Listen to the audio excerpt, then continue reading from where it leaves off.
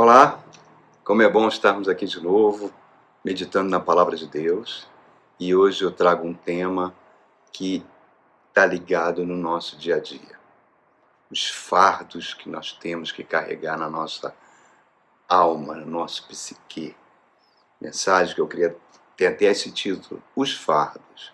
Convido você a abrir a sua Bíblia no Evangelho de São Mateus, capítulo 11. Vamos ler os dois últimos versos, versos 28 a 30. Jesus falando. Venham a mim, todos que estão cansados e sobrecarregados, e eu lhes darei descanso. Tomem sobre vocês o meu jugo e aprendam de mim, pois sou manso e humilde de coração. E vocês encontrarão descanso para suas almas. Pois o meu jugo é suave e o meu fardo é leve. Reparem só, irmãos. Reparem bem no que Cristo está falando para nós hoje. A vida do Cristo, seu ministério, foi um constante embate contra os religiosos da época. Aqueles que se achavam mais santos do que os outros, aqueles que se achavam separados por Deus, aqueles que se consideravam especiais para Deus, os fariseus, os escribas, os mestres da lei de Moisés, né?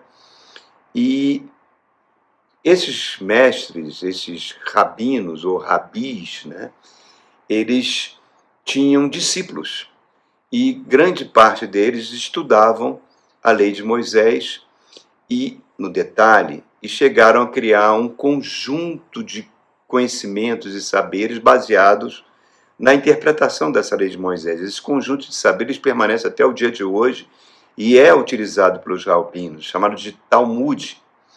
E esses discípulos que cercavam os rabinos eram chamados de talmidins.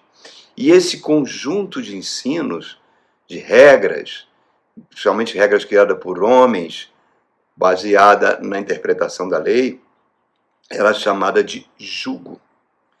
E esse jugo tinha tantas prescrições, para você ver, o judeu obedece 613 prescrições diárias, né? Haviam tantas prescrições humanas que faziam essa prática religiosa ser algo pesado, um verdadeiro fardo, né? Até hoje, os judeus ortodoxos usam isso. Tornava a vida difícil e criava um legalismo muito grande. E esse legalismo ele permanece, entrou por dentro da igreja cristã por séculos, né? Temos até os dias de hoje igrejas muito legalistas, né, que tornam a vida das pessoas que chegam muito difícil, porque a pessoa se torna alvo de um policiamento, de um julgamento do seu modo de vida, etc. E Jesus está fazendo uma declaração aqui fantástica. Ele está fazendo, o meu jugo é suave, o meu fardo é leve. Façam uma troca comigo. O jugo do Cristo é o Evangelho, o próprio Evangelho, que na realidade só tem 2 mandamentos: amar a Deus sobre todas as coisas e amar o próximo como a si mesmo. Se esses 2 mandamentos forem um estilo de vida de um cristão, a sua vida será um consolo só, irmãos, né? A sua psique, a sua alma, as suas emoções serão um reflexo de uma vida leve, de uma vida plena. Porque a própria vinda do Cristo foi uma revolução.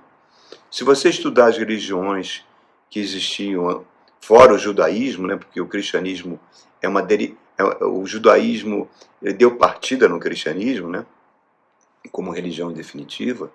Se você estudar as outras religiões do mundo, elas tinham práticas pagãs terríveis, terríveis, ao redor do mundo inteiro e por séculos. O homem que veio do céu, né, o Cristo falou, eu não sou daqui, eu vim lá de cima. O homem que veio do céu trouxe uma verdadeira revolução, porque ele levou Deus, né, para aquelas pessoas que os religiosos consideravam como intocáveis, como excluídos de Deus, como malditos de Deus, os cobradores de impostos, as prostitutas, os ladrões, trabalhadores braçais, escravos, esse pessoal que se considerava fora da aliança de Deus, verdadeiros leprosos sociais. Jesus vem e fala: o reino de Deus é de vocês. Bem-vindo, benditos do meu Pai, para o reino que ele preparou antes da fundação do mundo. Então, e ele está fazendo um convite sobre fazer uma troca desse fardo pesado que atua na mente das pessoas. Esse fardo que faz a vida ser tão difícil. Faz uma troca comigo, porque esses fardos basicamente atuam na nossa mente. E vamos falar alguma coisa sobre esses fardos, né? A primeira coisa que eu posso falar é que nós negligenciamos esse convite do Cristo para fazer essa troca. Que por meio da fé, por meio de oração, nós poderíamos fazer essa troca todo dia. E receber cura, receber alívio, né? Mas parece que o cansaço, a sobrecarga do viver diário, parece que a gente se afasta desse convite. A gente busca alternativas humanas, a gente vai carregando um fardo emocional que vai ficando pesado. Nós somos submetidos a cobranças externas e, piores ainda, cobranças internas, dentro do nosso interior, que é cheio de culpa, que a gente não entende que não fomos libertos da culpa, porque Jesus fez na cruz do Calvário. E isso vai refletindo em males aonde? No nosso físico, nas nossas emoções. A religião colabora muito para isso, porque muitas vezes a gente se sente injustiçado por estar buscando a Deus, ou estar na igreja, ou ter vindo para Jesus, e a vida ainda continua difícil, ainda estamos lidando com destinos meio adversos para nossas vidas, e a gente começa a avaliar o mundo como um lugar intolerável. Porque um falso ensino disse para a gente que a gente tinha todo o direito de, como é que se diz, de sentir um estado constante de bem-estar e felicidade, irmãos. Só no céu nós teremos isso. Pois bem, esses fardos da alma, eles oprimem e a gente não traz solução. A gente busca a solução muito bem elaboradas por meio de terapias, por meio de remédios, por meio de várias outras coisas, mas esses conflitos ficam lá dentro da gente, tanto internamente quanto exteriormente. E quanto mais eu analiso esses conflitos, mais complexos eles são. Por quê? Porque a Bíblia diz que tem um poder que entrou dentro do ser humano, um poder destruidor, um poder que rompeu a sua ligação espiritual, chamado pecado. Todos nós estamos submetidos a esse poder, que nos desliga, que nos afasta de Deus. Cristo veio exatamente para destruir esse poder nas nossas vidas, né? Para nos purificar de todo o pecado, para nos ligar de novo com Deus. Porque, repare, irmãos, a gente começa a ter a vida complicada e a gente começa a pensar de forma errada e vai nutrindo dentro de nós um sentimento de cobiça, de inveja e outros sentimentos em relação ao próximo. A cobiça é a marca da nossa sociedade, né? Nós vivemos numa cidade que cobiça, que tenta tomar o que é do próximo. As guerras é um reflexo disso. Todas as guerras é um reflexo do que acontece no coração humano. Pode pegar a guerra mais moderna aí, pode pegar a guerra da Ucrânia, por exemplo. Por que ela aconteceu? Aconteceu porque os Estados Unidos, junto com os países da OTAN, Organização do Tratado do Atlântico Norte, convidaram a Ucrânia, que tinha um pacto com a Rússia, para se juntar a eles. Caso eles fizessem isso, eles instalariam bases militares e mísseis apontados para o território russo. E o Putin, o primeiro-ministro lá da Rússia, não concordou com isso e gerou a guerra. Então, essa guerra vai se arrastando por anos e, de repente, podemos ter consequências nucleares terríveis que vão afetar a humanidade toda. A Primeira Guerra Mundial começou com uma coisa boba. A morte de um arquiduque lá na Sérvia fez que aquele conflito se alastrasse por toda a Europa e milhões de pessoas morreram. Imagina hoje com as armas de destruição em massa que nós temos, né? Tudo isso é por causa da nossa cobiça, por causa da nossa infelicidade, que é projetada para fora, que atua no ambiente que eu habito, que atua na minha família, que atua no meu trabalho, que atua nos meus negócios. Então, esse convite do Cristo, ele permitiria que a gente mudasse isso, mudasse esse tipo de relação, mas a gente negligencia. O segundo aspecto desse fardo que afeta todos os seres humanos é o aspecto espiritual. Lembre-se, nós somos seres espirituais, habitando num corpo físico. E a nossa parte espiritual foi desconectada de Deus por meio do pecado. Nós passamos a viver pela nossa própria alma, pelo nosso próprio psique, mas a parte espiritual, que é a parte que conecta-se com Deus, porque só funcionamos em Deus, foi morta. Cristo vem, morre naquela cruz, ressuscita e nos conecta de volta com Deus. Nosso espírito é recriado, né? A Bíblia chama isso de novo nascimento, e o Espírito Santo vem fazer morada em nós. É um milagre fantástico. E passa a trabalhar com o nosso espírito para transformar nosso modo de viver. Concorda? Mas o poder do pecado está ali. E as forças espirituais da maldade, os dominadores desse mundo tenebroso, como está em Efésios 6, Satanás e seus demônios, eles atuam na mente do ser humano. Toda a violência que você está vendo aí, cada vez mais bárbara, tem o dedinho deles. Então, qual é o objetivo? Só que quanto mais culta é a pessoa, mais instruída, ela não acredita nisso.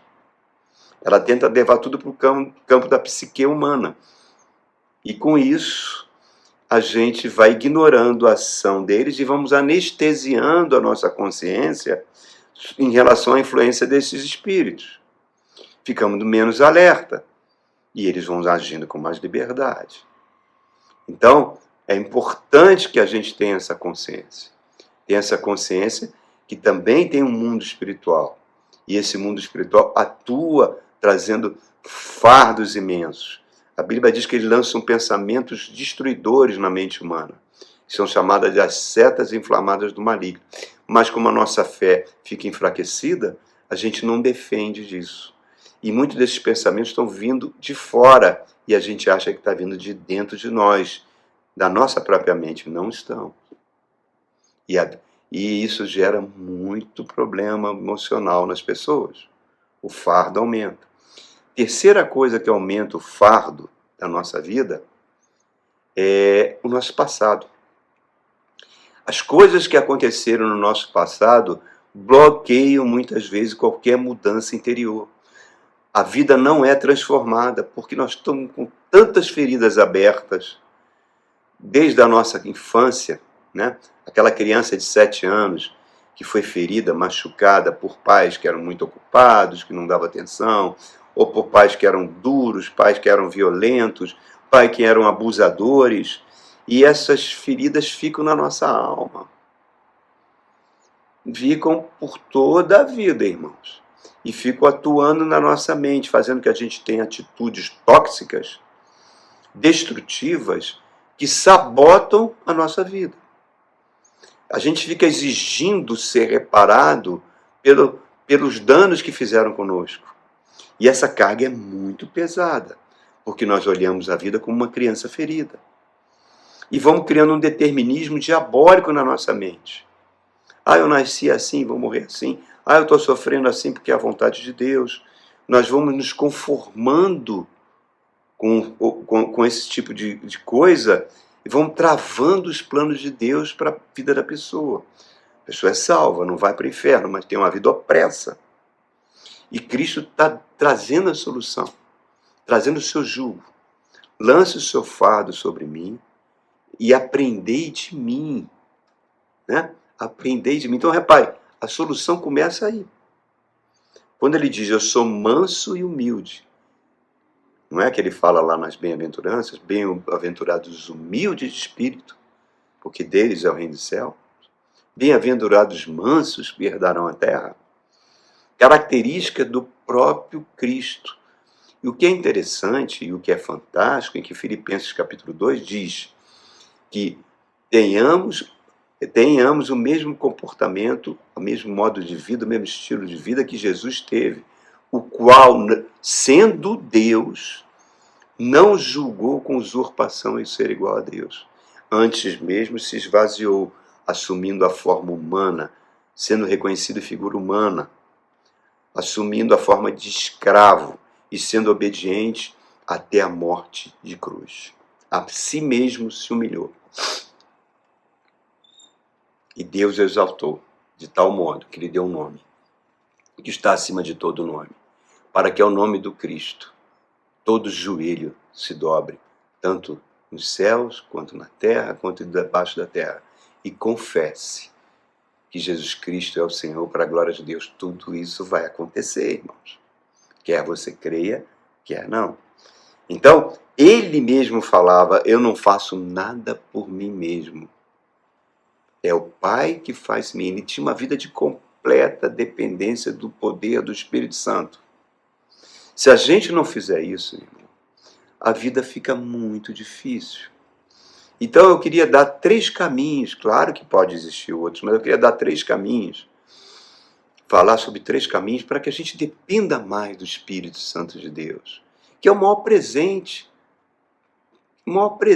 que a ressurreição de Cristo nos trouxe. 3 ações. A primeira ação é a transformação da nossa mente. Quando Cristo chega e fala, arrependei-vos e crede no Evangelho, né? A primeira palavra, a primeira pregação de Jesus Cristo foi essa. A palavra arrependei-vos vem do grego metanoia, que significa uma transformação da mente humana. Romanos, capítulo 12, verso 1 e 2, o apóstolo Paulo vai usar a mesma palavra. Ele vai dizer, rogo-vos, irmãos, pelas misericórdias de Deus, que não vos conformeis com esse mundo, mas transformai-vos pela renovação da vossa mente, para que você possa experimentar qual seja a boa, perfeita e agradável vontade de Deus para as suas vidas. Transformação da nossa mente é algo que tem que partir de nós, com a ajuda do Espírito Santo. É o Espírito Santo que vai fazendo isso, que vai nos transformando, que vai fazendo que esse passado não trave a nossa vida. Por exemplo, recentemente, essa semana, eu estava fazendo uma chamada na aula, na minha classe na universidade, e uma determinada aluna pediu que não falasse o nome dela. E eu falei, como é que eu vou chamar você? Não, chama pelo sobrenome. Mas eram muitos alunos, e eu fui fazendo a chamada, enfim, acabei esquecendo, chamei pelo nome, ela saiu da sala, indignada, triste, e eu fiquei perplexo com isso. Desci, no intervalo, fui tomar um café, encontrei um colega, comentei com ele, ele falou, eu passei pela mesma situação. Pela mesma situação. Tinha uma aluna que tinha um nome duplo. Vamos supor aqui, eu vou chutar um nome qualquer, tá, gente? Que eu não sei o nome. Digamos, Esther Alexia. Vamos falar um nome assim, tá? E quando eu estava fazendo a chamada, ela levantou a mão e falou, olha, o meu nome, o senhor está vendo o primeiro nome, mas chama pelo segundo, me chama de Alexia, não me chame pelo primeiro. Aí ele, tá bom, quando ele foi chegando perto, ela levantou a mão, agora, me chama pelo segundo, não foi o meu caso, né? No meu caso, a aluna não falou isso, saiu de sala. Aí ele falou, Alexia, ela presente e tal. Quando acabou a aula, ele foi falar com ela, por que isso?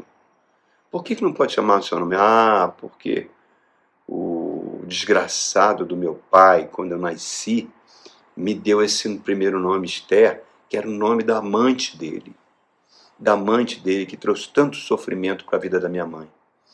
E eu tenho vergonha desse nome. Eu estou agora com 19 anos, assim que eu chegar a 21 anos de idade, eu vou no cartório mudar o seu nome. Irmãos, olha que jugo, olha que opressão. Uma pessoa fica 21 anos pedindo para as pessoas não falarem o nome dela. O pai já morreu. A pseudo-amante já morreu. A mãe, não sei se está viva. Mas ela continua presa a isso, irmãos. É claro que ela era uma criança, ela só pôde saber isso porque a mãe falou, né? E trouxe uma criança para participar de um problema de relacionamento entre adultos. Isso é uma verdadeira bomba atômica na mente de uma criança. Então, uma vida opressa e desgraçada, irmãos. Irmãos, nós fomos transportados do reino das trevas, do império das trevas, para o reino do amor de Cristo. Isso é uma realidade, não é para viver no céu, é para viver agora. Viver agora. Cristo derramou o seu sangue naquela cruz do Calvário para arrancar fardos de derrotas, de opressão, para que a gente experimente uma vida plena, uma vida abundante. A vida abundante não é uma vida de prosperidade material, como muitas igrejas ensinam, não. Uma vida abundante é uma vida leve, uma vida que você dorme tranquilo, que você dorme bem, sem precisar de auxílio de remédios, sem precisar ter medo, ter síndromes, ter pânico. É uma vida que Cristo conquistou. Com esse tipo de mente transformada, de você transformar a sua mente, você vai encarar esse mundo como um lugar de treinamento. Você vai encarar as dificuldades como uma prova que eternamente, e o Espírito Santo vai cada vez mais transformando a sua mente para suportar isso. Nós vamos aprendendo a fazer a vontade de Deus. Muitas vezes vai na contramão da nossa vontade, vai trazer desconforto, mas nós vamos crescendo. O Espírito Santo vai transformando o nosso modo de pensar, para que a gente tenha a mente de Cristo, pense como Jesus pensa. Muitas vezes esses fardos pesados são colocados por outras pessoas. Outra história também, um professor da escola de música conversou comigo, ele contou a história que tinha um aluno que ele foi bater assim um tapinha no ombro dele, ele pulou como se estivesse levando um choque elétrico. Ele falou, não me toque, não me toque. E ele conversando, né, com esse aluno, ele começou a chorar e contou que o pai dele casou com a madrasta e teve 2 filhos com a madrasta, mas ele já vinha do primeiro casamento. E a madrasta não declarava que não o amava, não gostava dele. E ele, com criancinha, ouviu isso a vida inteira. Uma opressão diabólica, irmãos. Diabólica que vai machucando as pessoas. Por isso que Jesus contava aquelas parábolas lindas da ovelha perdida, da dracma perdida, do filho pródigo que destruiu a sua vida com prazeres, que levou a sua vida para a lama de porcos, né? E o pai estava aguardando ele ali na estrada para abraçá-lo, para amá-lo, porque Jesus veio para os intocáveis, irmãos. Existe uma lista interminável de fardos, né? Pessoas que se acham velhos demais para começar um empreendimento novo, pessoas que não se acham bonitas e por isso não querem casar, pessoas que não se acham inteligentes e não querem estudar, pessoas que se acham doentes para fazer qualquer tipo de caminhada. Os fardos vão gerando ressentimento até contra Deus, como se Deus fosse culpado por isso tudo. Produz inveja, produz amargura, uma mente errada, que vai refletir no casamento. Pessoas, cônjuges que acham que são abusados no casamento por os filhos, pelo parceiro. A vida vai ficando pesada e muitas vezes você vai congregar numa igreja, a igreja também contribui colocando mais fardos, mais acusações, mais julgamentos. E nós vamos permitindo que Satanás vai construindo fortaleza na nossa mente. A gente entra naquele fato da mitologia grega, o labirinto do Minotauro. Vocês conhecem a história do Minotauro? O Minotauro, segundo os deuses do Olimpo, né, ele nasceu de uma relação sexual de uma deusa com um touro especial. E nasceu esse ser, que era metade homem e metade touro. E ele se tornou um ser muito mau e que matava as pessoas. E aí o deus do Olimpo, Zeus, colocou ele num labirinto gigantesco, onde ele não tinha como sair para atacar as pessoas. Ele ficava preso ali dentro daquele labirinto. E toda vez que tinha uma pessoa para ser condenada, ou que um dos deuses não gostava, jogava dentro do labirinto para que o Minotauro o matasse.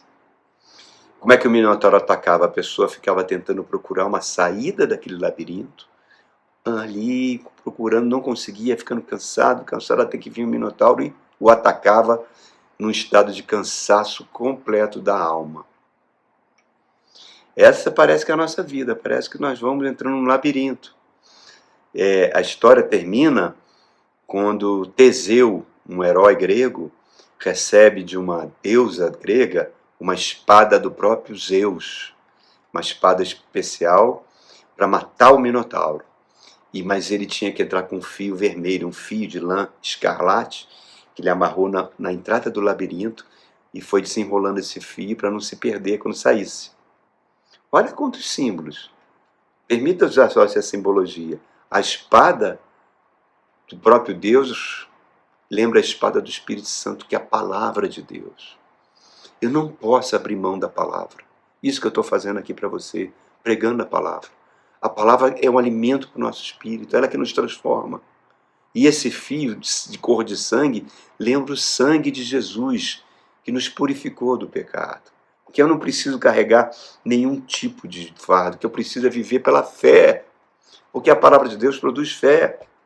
Então o segundo aspecto é esse, mente renovada, e o segundo aspecto é a fé, que vem pelo ouvir a palavra.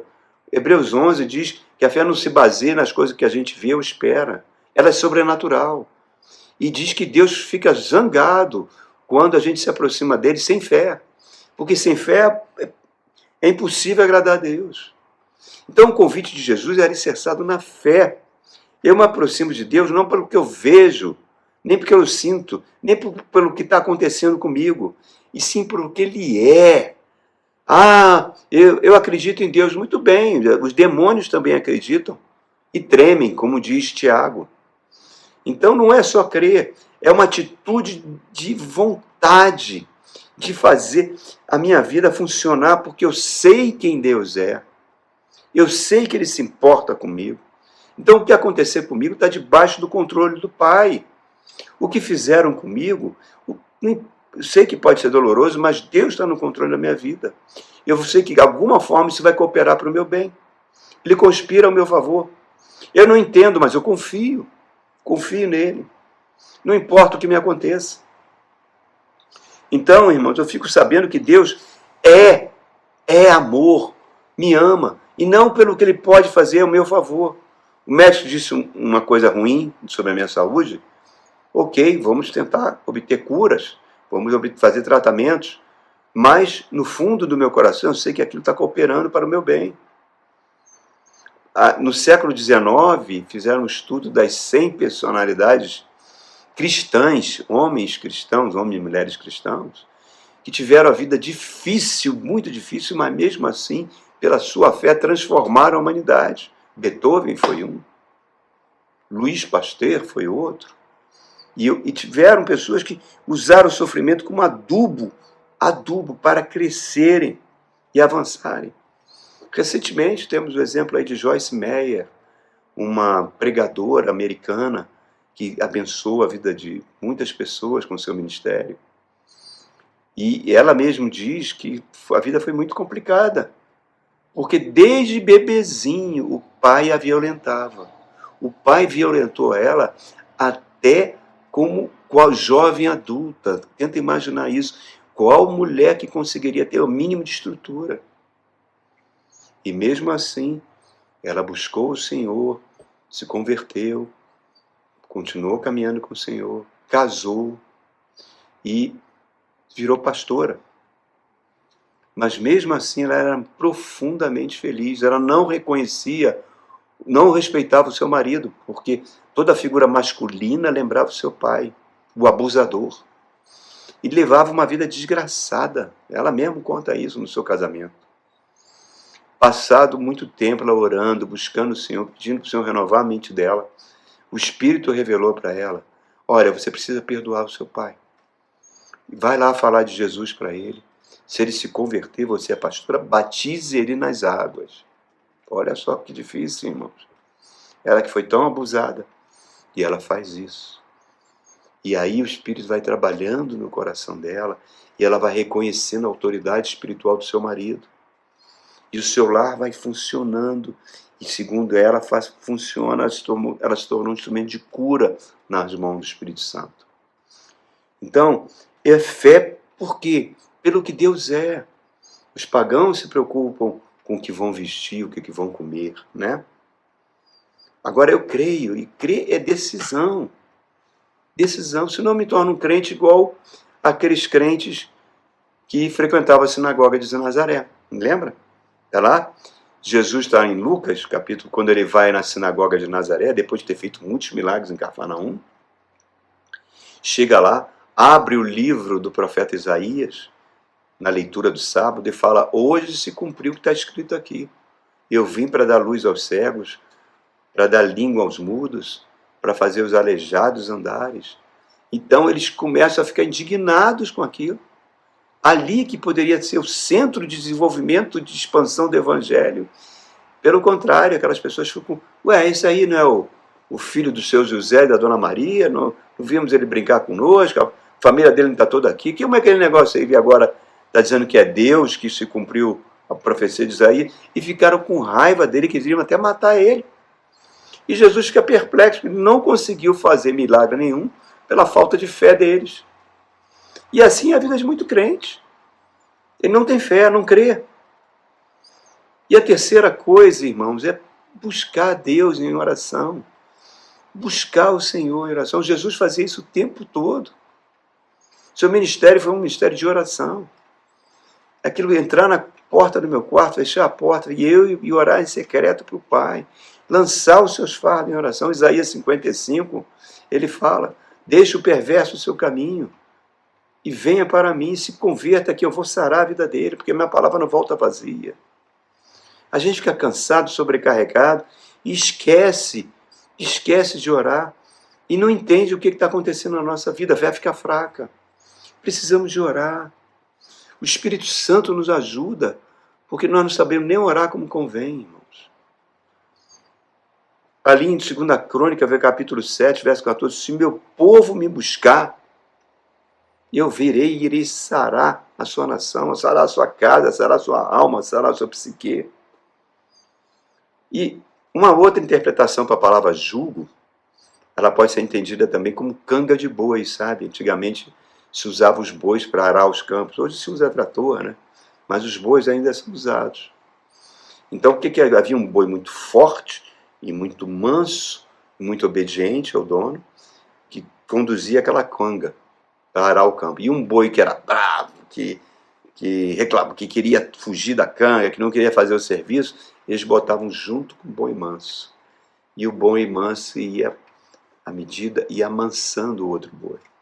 Isso é um símbolo do Espírito Santo em nós. A canga de Jesus é colocada sobre nós. Um jugo suave, um jugo leve. E vamos sendo transformados. A nossa mente vai se renovando. A minha fé vai crescendo. O fardo vai ficando mais alegre. Eu vou sendo uma pessoa alegre, leve. Eu estava vendo um músico, um dos pais da Bossa Nova, Roberto Menescal, né? Está com seus não sei quantos anos, mas acho que uns 83, 84 anos. Ele foi também produtor de grandes gravadoras, né, na década de 70, produziu muitos discos dos artistas da MPB, e é um camarada de altíssimo astral, e vive fazendo excursões até hoje, vai para o Japão, cantando as músicas, criando. E nessa entrevista perguntaram: qual é o teu segredo, Menescal? Ele falou: olha, eu amanheço o dia, olho para o espelho, dou um sorriso e falo: hoje vai ser um dia muito bom. Hoje, Menescal, vamos lá, vamos produzir, vamos criar, vamos ser fortes, vamos ter alegria. E muitos crentes não são assim. Não têm gratidão. Tornam a vida amarga, permitindo que o passado oprima. Não, irmãos. 2 Coríntios capítulo 4, verso 7, diz que nós temos em nós um tesouro em vaso de barro. Nós somos esse vaso de barro que está envelhecendo. Mas dentro de nós, o homem interior, esse tesouro, o nosso espírito está conectado com o tesouro que é o Espírito Santo. Então ele fala ali, em muitas coisas somos atribulados, a vida nos atribula, mas não ficamos angustiados. Perplexo com tanta maldade, com tanta coisa ruim, mas não desanimamos. Perseguidos, muita gente o diabo lança para nos perseguir, para fazer mal a gente, mas não somos desamparados. Abatidos, sim, muitas vezes ficamos abatidos, mas não desamparados, não angustiados, nunca. Por quê? Porque eu levo no meu corpo o viver de Jesus. Eu morro todo dia para o meu corpo e vivo todo dia para o Cristo. É isso, irmãos. Os fardos horrorosos, Jesus está convidando você. Troque, vamos trocar. Vamos ter uma vida mais leve, mais abençoada. Passado, passou. Dentro de você existe um novo adulto. O teu espírito está recriado. O teu adulto tem que chegar para a criança que habita em você e falar, olha, passou. Vira essa página. Vamos prosseguir com Jesus. Amém? Que Deus abençoe ricamente a sua vida.